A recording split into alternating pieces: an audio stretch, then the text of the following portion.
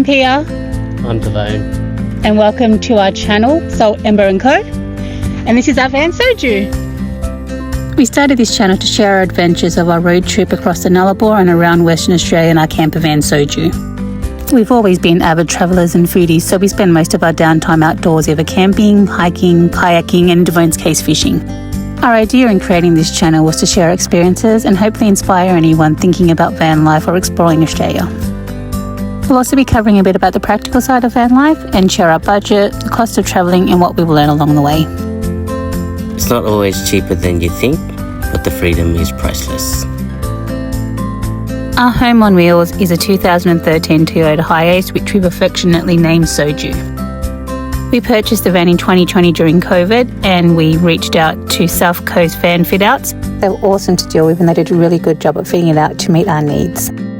It's got everything we need: a stone sink, brushed gold faucet, fridge, plenty of storage, and even an outdoor shower set up for those remote beach stops.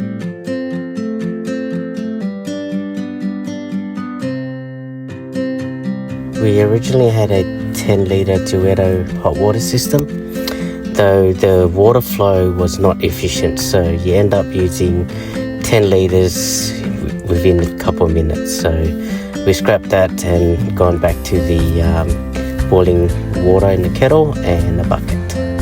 It also gave us back more space, which we can use for storing other things. As you can see here now, we use it to store our washing tubs and our filtered water container as well. We use this Dometic water jug, which was gifted to Devane for his birthday, along with the water tap here, and we use that to access our filtered water. In preparation for the trip, we made some updates to the van based on our experience from using the van over the last 5 years. And now you can see we've kind of perfected our packing system.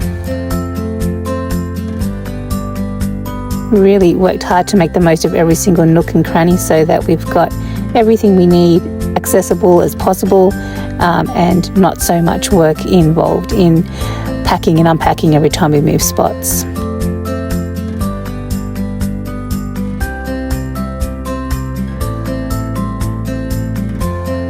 You can see we've utilised every single nook and cranny by using the step on the other side for storage for our laundry things, as well as our top-up supplies and the hose to refill our water tank.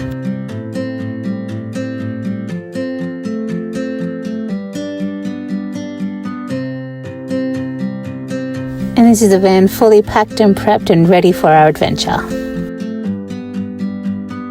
We start our journey in Sydney, make our way across to Nullarbor, up to Broome, and down and around the Western Australia coast, through South Australia, and then back home. Now for the figures. Total distance travelled was approximately 18,000 kilometres.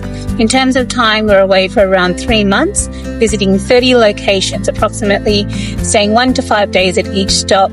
Driving days of the total was 25, and driving was 4 to 8 hours of each of those days. Now on to budget. We'd originally estimated petrol to be $6,500. That's at $2.80 a litre with an estimated efficiency of 15 litres per 100 kilometres. But in actual fact, it's worked out to be around $4,500 with an average petrol cost being $2.10 and an efficiency of around 11 litres per 100 kilometres. On campsites, we spent about $2,200. We've done a combination of free camps as well as caravan parks. So far, we've only done one night in a hotel, which was the White Cliffs Underground Motel, because that was something I had on my bucket list.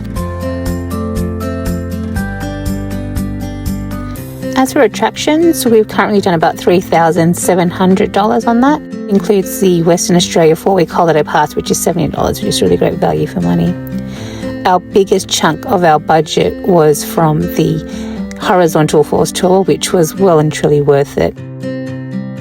For groceries, we've only spent about $1,500 average for the 8 weeks. We did do a lot of pre-purchasing of things that we needed beforehand, and we do cook most of our meals. So with Dav being great fisherman and me being creative cook, and our great little camp setup, we've been able to go really long and use most of the ingredients that we've got. This is some footage of our fridge before we left. I pre-purchased some seafood and had it in individual meal-sized vacuum seal bags so that it was easier to prepare. We also keep the pantry fully stocked with all our herbs and spices and extra bits that we need, so it's really easy to be creative with the food that we make. We even got a little drink station where we've got some matcha teas, coffees, soups. We also store all the things we need to access easily in the morning for breakfast, including our hot chocolates, coffee and sauces and stuff. Because Dav catches most of our protein and I can work with everything we've got there, we've only spent about $550 for the whole trip for eating out. That includes beautiful lavish seafood meals like this, which we don't do too often, but when we do splurge, we do make the most of it.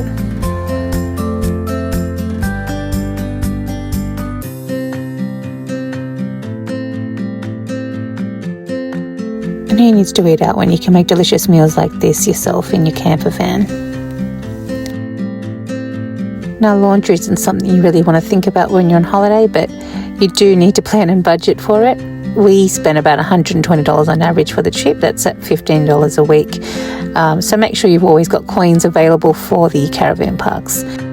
Prices for the washers and dryers can vary, and I have my own little washing basket that I carry around with me, so I've got all the things I need at hand, including my pegs and coins and detergents. We did pack along our little Kmart portable washing machine. It comes in handy for doing small washes here and there in between big loads. It's also good to have some options handy to dry your clothes on the van when you don't have a dryer available. So our total cost for the comes to around $13,000. That includes petrol, campsites, attractions, groceries, laundry and eating out.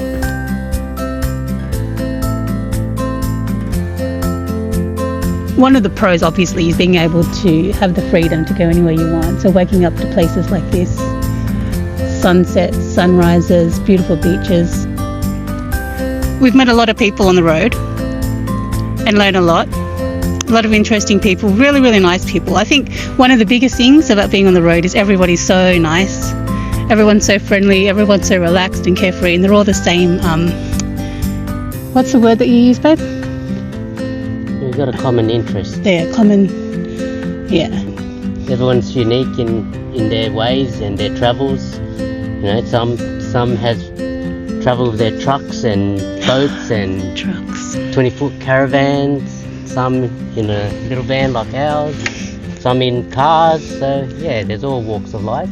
You make it work with what you've got, basically. Yeah, there's not a one size fits all. You've got to kind of sacrifice and pick and choose based on your own personal needs. So being able to have lunch, like just going, like this morning we went to Karijini National Park and got up really early to watch the sunrise. And then once we finished our hike, we made breakfast right there in the parking lot. And, you know, it's just that freedom to be able to do whatever you want. And then if you need to change clothes, you've got everything with you everywhere you go. Also, if you're working, you know, if you had a rough week, after Friday night, you can just don't even have to pack much.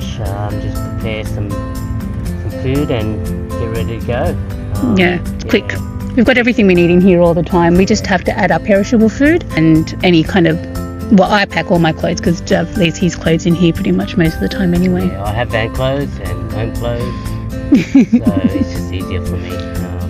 That way I don't have to pack too often. Some of the cons, though, would be it's important that you stay organised and everything has its place. Everything has its place, and it's not always easy to reach.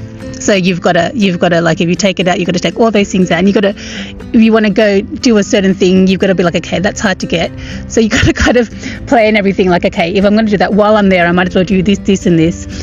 Even doing things like, you know, when you go to the bathroom, depending on the camp location, you might have to go like, okay, well, I'm going to the bathroom and it's far, so I should take the rubbish while I'm there. I should probably take a load of washing out while I'm there as well. And like, if I'm going to the bathroom, might as well get changed and brush my teeth while I'm there. Otherwise, I've got to make several trips back. And so that kind of stuff does get hard. The other thing I think is I love our van.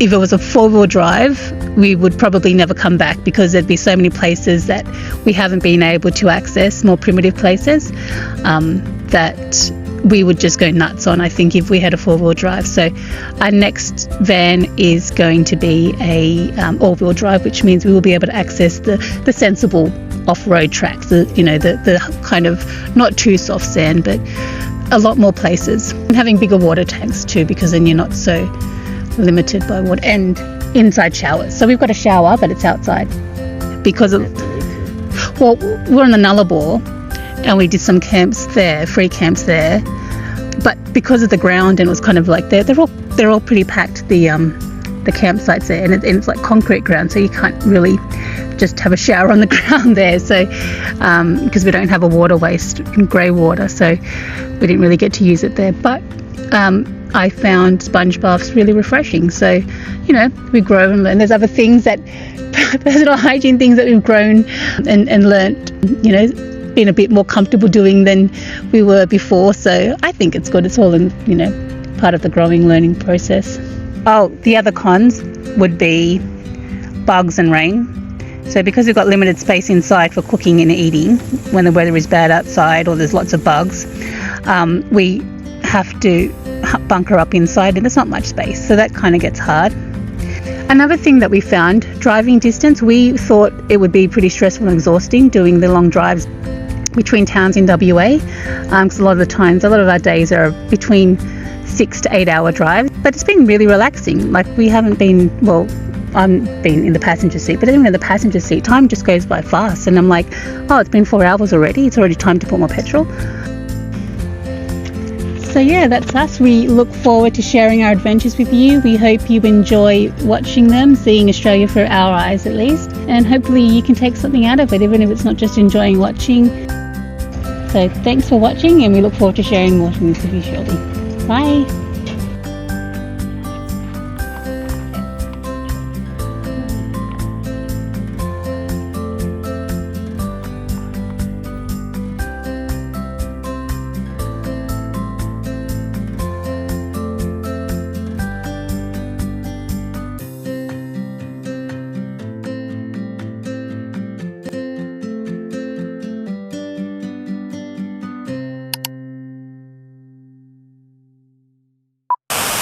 Hello.